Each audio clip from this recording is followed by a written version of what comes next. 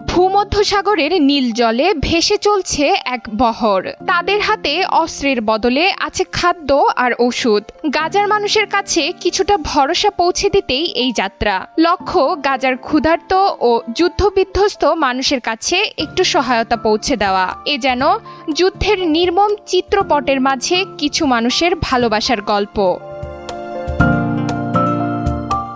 সহানুভূতির এ যাত্রাপথে এবার যুক্ত হলো আরও দুই রাষ্ট্র, স্পেন ও ইতালি। বহরের নিরাপত্তায় নিজ নিজ নৌবাহিনীর জাহাজ পাঠানোর ঘোষণা দিয়েছে তারা। স্পেন বলছে মানবতার এই যাত্রা নিরাপদ হওয়া উচিত, আর ইতালি কয়েকদিন আগেই এক ড্রোন হামলার ঘটনায় সাড়া দিয়ে আগে থেকেই পাঠিয়ে দিয়েছে একটি যুদ্ধজাহাজ।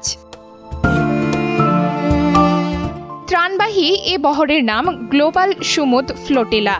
প্রায় 50টি বেসামরিক নৌযান নিয়ে গঠিত এই বহরে রয়েছে 45টি দেশের মানবাধিকার কর্মী, চিকিৎসক ও আইনজীবী। তাদের মধ্যে রয়েছেন সুইডিশ জলবায়ু কর্মী গ্রেটা থুনবার্গ। গ্রিস উপকূলের কাছাকাছি আন্তর্জাতিক জলসীমায় বহরটির ওপর চালানো হয়েছে ড্রোন হামলা। রাত দিন চলেছে নজরদারি। বহরের অংশগ্রহণকারীদের ভাষায় তারা অনুভব করছেন এক অদৃশ্য শত্রুতার চাপ, কিন্তু হুমকির মুখেও থেমে নেই এই যাত্রা।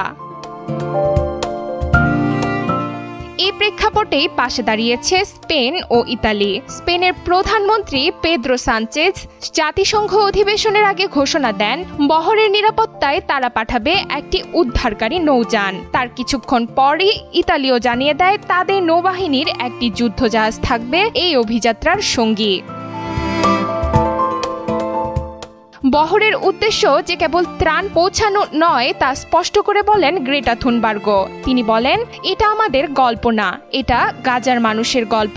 আমরা ঝুঁকি নিচ্ছি ঠিকই, কিন্তু সেটা তাদের প্রতিদিনকার জীবনের তুলনায় কিছুই না। ইসরায়েল যদিও এই বহরকে হামাস সমর্থিত বলে অভিযোগ করে আসছে, তবে সাম্প্রতিক ড্রোন হামলার বিষয়ে কোনো মন্তব্য করেনি তারা। ডেস্ক রিপোর্ট, সময়ের আলো।